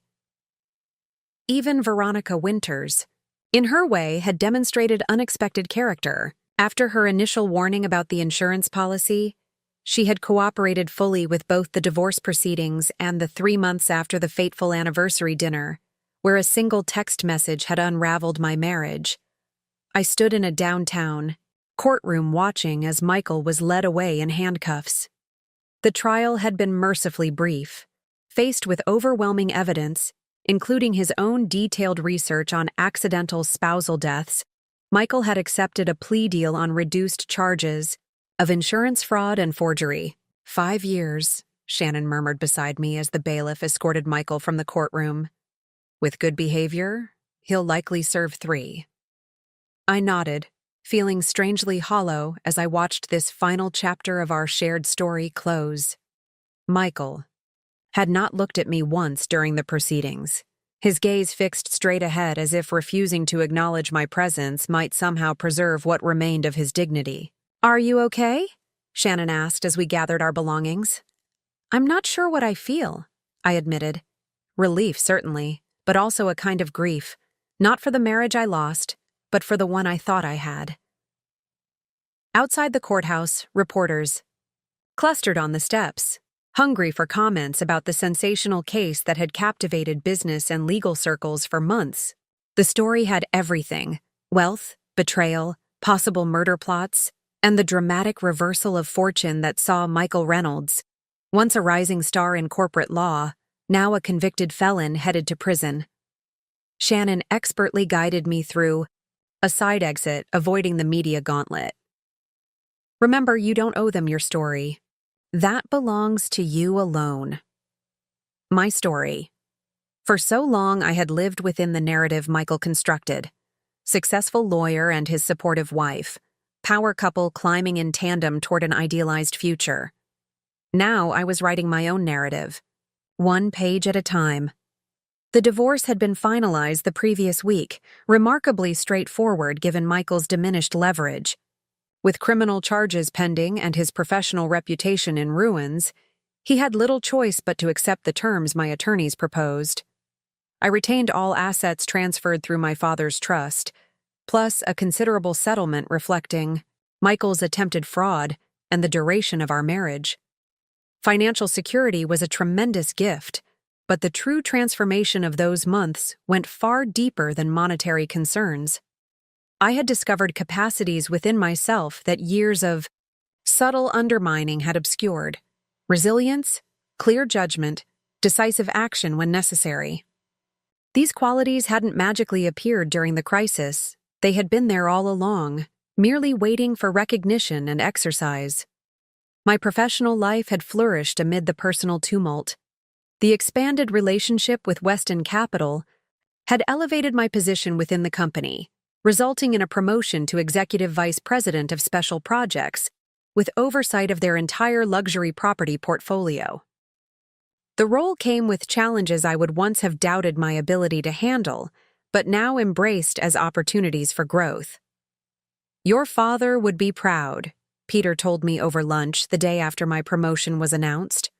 "Not just of your professional success, but of how you've navigated this entire situation with grace and strength." "I wish he could have seen it," I said, feeling the familiar pang of missing him. "He did see it," Peter replied with quiet certainty. "He saw your potential long before you recognized it yourself. That's why he created such elaborate protections. Not because he thought you needed rescuing, but because he wanted to ensure you had time and space to discover your own capabilities." This perspective on my father's planning, as scaffolding rather than rescue, resonated deeply. He hadn't created the trust because he thought I was weak, but because he understood how gradually and insidiously my confidence had been eroded within my marriage. The financial and legal protections were simply tools to facilitate my rediscovery of strengths that had been systematically minimized. As summer turned to fall, I settled more comfortably into my new life. The condo in the Arts District became truly home, filled with books I'd always wanted to read, artwork that spoke to me rather than impressed visitors, furniture chosen for comfort rather than status. I reconnected with friends who had gradually fallen away during my marriage, restored my relationship with my sister who had never trusted Michael, and even began cautiously dating again.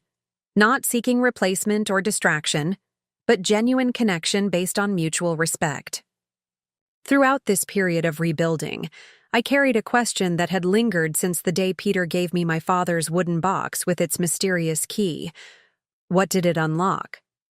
I had examined it countless times, this ornate little key with its unusual teeth and decorative handle. It didn't match any lock in my new home, didn't fit safety deposit boxes at any local bank, didn't correspond to any property I knew my father had owned.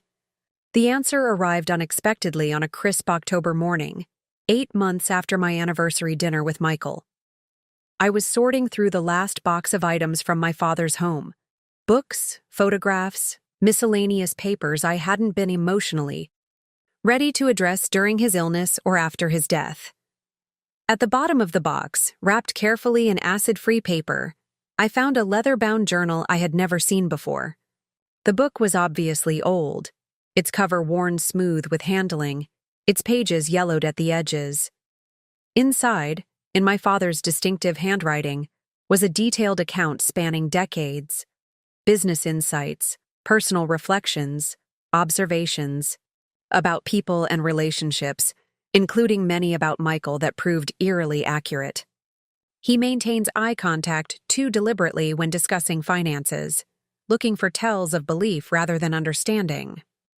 Classic indicator of someone accustomed to managing perceptions rather than conveying truth. Noticed at the engagement. Dinner. Touches Natalie differently when others are watching versus when he thinks no one observes. Performative affection is concerning. Board meeting today. Reynolds more focused on impressing senior partners than on client outcomes. Ambition without ethical anchoring leads to predictable destinations. Reading these observations, made years before my marriage began to visibly fracture, was both painful and validating. My father had seen through Michael's carefully constructed facade from the beginning, recognizing patterns I was too emotionally invested to perceive. As I turned the pages, a small envelope fell out, addressed simply, "For Natalie, when the time comes." Inside was a handwritten note. "My darling daughter, if you're reading this, you found my journal and likely discovered the truth about Michael. I'm sorry for that pain, but not sorry you found your way to clarity." The key in the wooden box opens the locked drawer of my desk in the lake house, the desk you always loved as a child. Inside that drawer is something I've saved for you, something I hope will help illuminate the path forward now that you've navigated the dark woods of deception. The lake house itself is yours now too. The deed transfer was arranged through Peter, conditional upon the trust activation. It's been waiting for you, just as this gift has been waiting.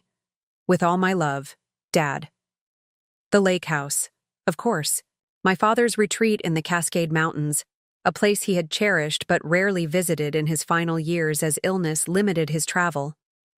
I had assumed it had been sold as part of his estate settlement, never thinking to ask about it specifically.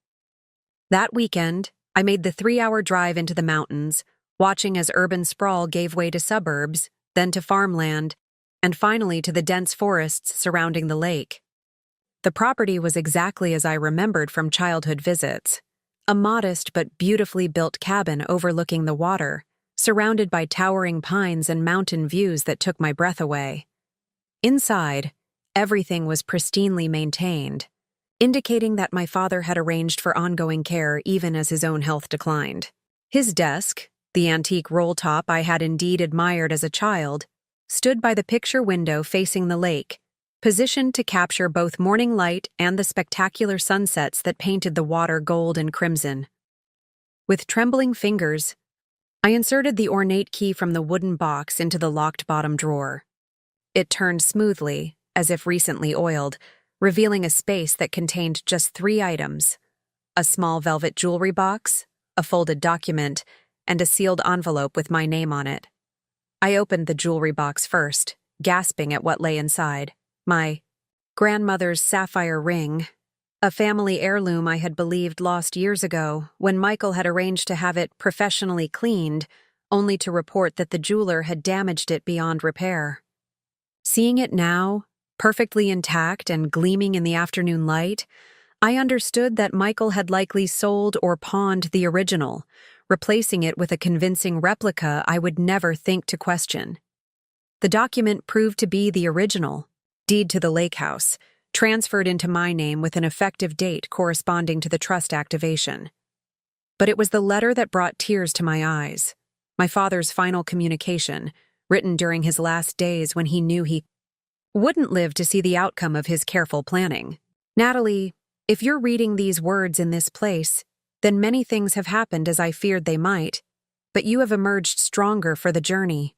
The lake house has always represented clarity and peace to me, a place where the noise of the world fades and truth becomes easier to discern. I leave it to you now as more than just property. It's a sanctuary for rebuilding, for remembering who you truly are beyond the roles and expectations others have placed upon you. The woman who stands in this room reading this letter is the daughter I always knew you could be, resilient, clear-eyed, capable of facing difficult truths and emerging stronger for having done so. The sapphire ring represents your heritage, not just of material value, but of the strength that runs through the women in our family. Your grandmother wore it through war, widowhood, and rebuilding a life on her own terms.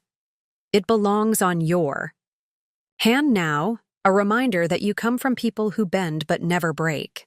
Whatever path you choose from here, professionally, personally, spiritually, know that it is truly yours to determine.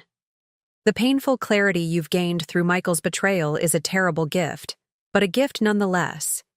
It has burned away illusion and revealed the bedrock of your true self. I have always seen you clearly, Natalie, even when you couldn't see yourself. Know that wherever I am now, I am watching with pride as you claim the life you deserve. One built on truth, self-knowledge, and the courage to stand firmly in your own light, with eternal love. Dad. As the sun began to set over the lake, casting long golden rays through the cabin windows, I slipped my grandmother's sapphire ring onto my finger. It fit perfectly, as if it had been waiting all along for this moment of reclamation. Standing there in the gathering dusk, I felt a sense of completion, of cycles closing and new ones beginning. The devastating text message that had appeared on Michael's phone during our anniversary dinner had set in motion events I could never have anticipated, leading me not to destruction, but to reconstruction of my life, my sense of self, my understanding of what love truly means. The journey hadn't been easy. There had been moments of doubt, of grief, of fear so profound it felt like drowning. But through it all, invisible hands had supported me. My father's foresight, Peter's steady guidance, even Veronica's unexpected moment of moral clarity.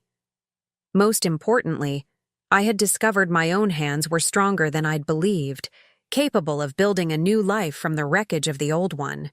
The woman who had meekly accepted Michael's assessments of her capabilities, who had diminished herself to fit his expectations, who had ignored warning signs in pursuit of an idealized future, that woman was gone.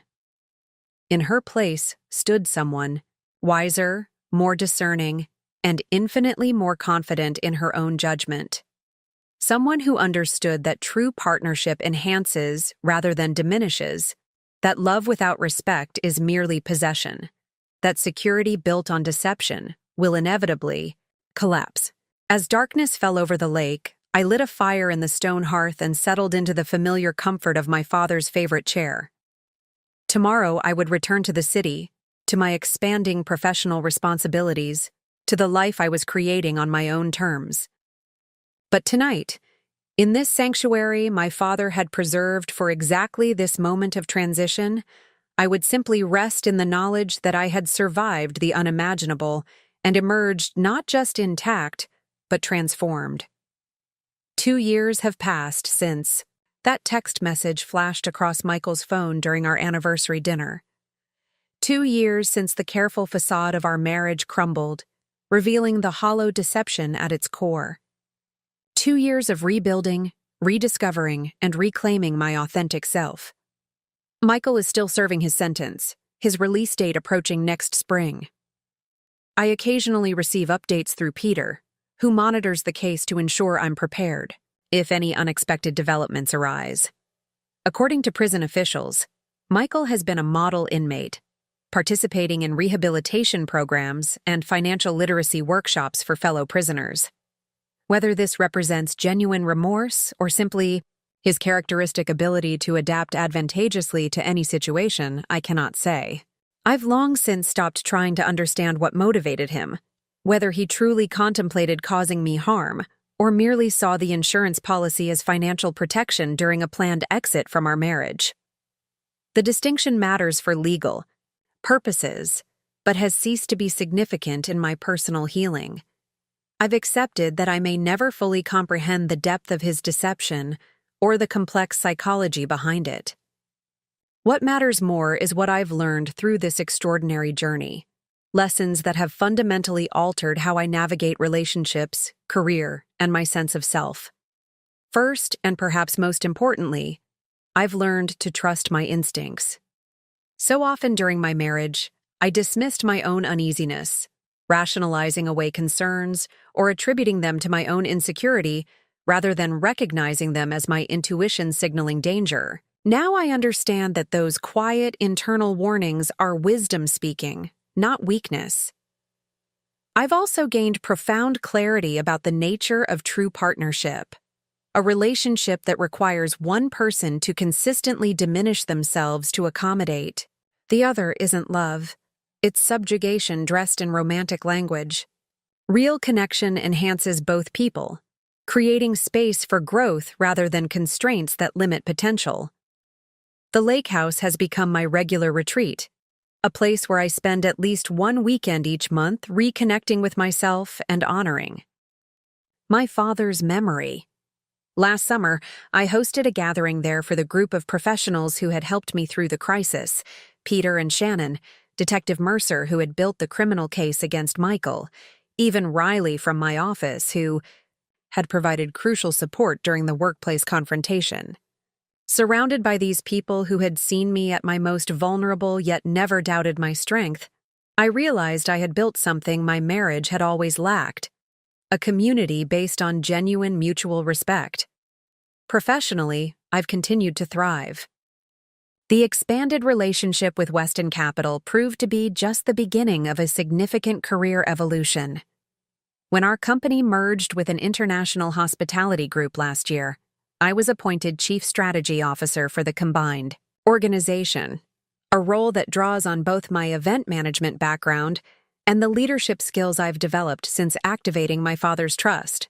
Julian Weston himself recommended me for the position, citing my exceptional grace under pressure and strategic thinking during complex situations. The irony isn't lost on me that Michael's attempts to control and potentially harm me led directly to professional opportunities he had always insisted were beyond my capabilities. My personal life has evolved as well, though not in ways I might have predicted. After the divorce, I had anticipated remaining single for years, perhaps indefinitely. The betrayal seemed too profound to risk vulnerability again. But healing doesn't follow predictable timelines, and connection often arrives when we're focused on other priorities. Thomas came into my life through work, an architect specializing in sustainable luxury design, contracted to renovate several of our hotel properties. Our professional relationship gradually evolved into friendship, characterized by stimulating conversation, shared values, and a refreshing directness I had forgotten was possible between two people.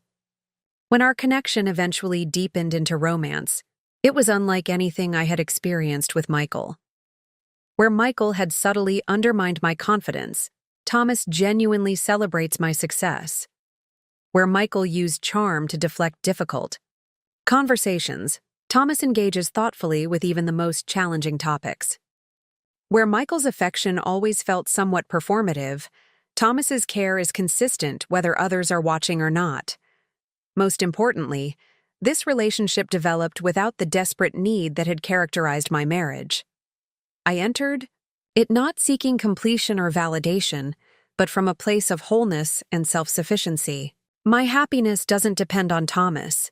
It's enhanced by his presence in my life, but fundamentally generated from within. I wear my grandmother's sapphire ring on my right hand now, a daily reminder of the resilience that runs in my blood. The wooden box with its intricate carved branches sits on my desk at work, holding business cards and small mementos, ordinary contents for an extraordinary container, much like the ordinary days that now fill my once shattered life. The truth is, extraordinary crises often give way to ordinary healing, a gradual accumulation of unremarkable days that slowly restore what was broken. The shocking drama of Michael's betrayal and its aftermath has been replaced by the quiet satisfaction of a life authentically lived, choices consciously made, and relationships thoughtfully cultivated. If there's wisdom to be gleaned from my experience, perhaps it's this. The people who seek to diminish us often sense a strength in us that threatens them. Michael worked so diligently to undermine my confidence precisely because he recognized capacities in me that might eventually outshine his carefully constructed facade. His control was a response to my potential, not my weakness. I see this pattern repeated in stories shared by others who have survived deceptive relationships. The subtle erosion of self-esteem, the gradual isolation from supporters, the reframing of intuition as irrationality. These tactics aren't random. They're systematic attempts to suppress qualities that manipulators find threatening: independence, discernment, authentic connection with others. The moment we begin reclaiming these suppressed qualities is the moment the manipulator's power begins to wane. It's rarely a dramatic confrontation like mine in the office lobby with Michael. More often, it's a quiet internal shift, a decision to trust one's perceptions, to seek verification rather than accepting gaslighting, to confide in someone who might offer perspective untainted by the manipulator's influence. My father understood this dynamic, having observed it throughout his business career and personal relationships. His protection wasn't just financial, it was informational, creating space for me to see clearly what had been deliberately obscured. The trust provided security, but the greater gift was the validation of my perceptions and the affirmation of capabilities I had been conditioned to doubt. For those currently entangled in relationships that diminish rather than enhance, please, know this. The voices telling you you're overreacting, misinterpreting, or being too sensitive may be deliberately undermining your most valuable protection, your own intuition. The isolation you feel is not accidental, but tactical, and the strength needed to change your situation already exists within you, even if years of systematic undermining have buried it deep. Start with one small act of reclamation. Confide in someone trustworthy. Document discrepancies between words and actions. Research gaslighting and coercive control to recognize patterns. Create financial independence when possible, even if it's just a small secret account. These aren't disloyal acts. They're self-preservation in a situation designed to keep you dependent and doubting. Looking back now from the vantage point of 2 years healing, I can see that the text message during our anniversary dinner wasn't the beginning of the end. It was simply the moment when the end became unavoidable. The relationship had been fundamentally flawed from its inception, built on Michael's projection and my acquiescence rather than genuine mutual recognition. What appeared to be a catastrophic collapse was actually the necessary dismantling of illusion, painful, but ultimately liberating. In its place, I've built something far more valuable. A life aligned with my authentic self, relationships based on genuine reciprocity, and the quiet confidence that comes from having faced deception and emerged with clearer vision. If my story resonates with you, if you recognize patterns from your own relationships or those of someone you care about, please subscribe to this channel. Tomorrow I'm sharing Red Flags I Missed, A detailed breakdown of the warning signs that were visible long before that fateful text message appeared on Michael's phone. Have you experienced a relationship where betrayal ultimately led to unexpected growth? Share your thoughts in the comments below. Your story might be exactly what someone else needs to hear today, to take their first step toward reclaiming their power. Thank you for joining me on this journey of revelation and reconstruction. Remember that our greatest challenges often conceal our most profound opportunities for growth, not because suffering is inherently valuable, but because overcoming deception brings us closer to our authentic selves and the lives we truly deserve. Up next, you've got 2 more standout stories right on your screen. If this one hit the mark, you won't want to pass these up. Just click and check them out. And don't forget to subscribe and turn on the notification bell so you don't miss any upload from us.